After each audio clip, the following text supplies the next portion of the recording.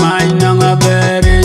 Kukun Daniel de adwom de chwere De chawe pinang ba bel Ke yin ya ngop ke yin ya konye Kanyale yon tui kere Tone pinang ke yelwange Bagare ya pir Ya le yere na nuam kudengin In ya gam ke yin ya nyalin delwek Yale yon piche derek kumiche Kwa bene ko bene mai nang a bere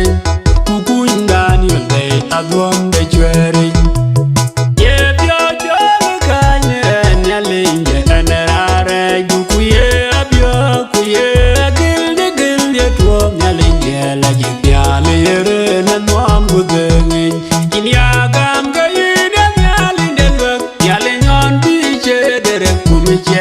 Bene go bene mai nang a bere Kukun Daniel de adwom de chwere Indian yale nyera deroge Yine pinyi nombenya yelwa Tangira din yale nda berem Kuiza kujagob Indian yale nye koi luangeji Koi roge yale yere na nuam kudengi India gam ga yine yale ndelwek Yale nyon biche derek kumiche Kwa bene go bene mai nang a bere Kukun Daniel de adwom de chwere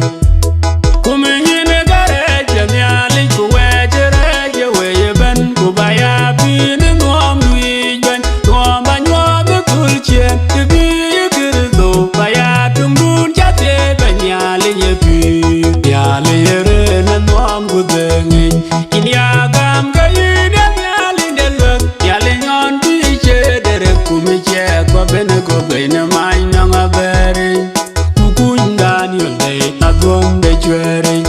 Yine kere nyale yin bayale Nijwodu namgo yilang bainit Baye na miting de pi chogan pi Tate bayin ya pion waloj kumya bany Nikul chen nyale njela jip Yale yere na nuam kudengin Inya gam ga yine yale ndelwek Yale nyon biche derek kumiche Kwa bene ko bene mai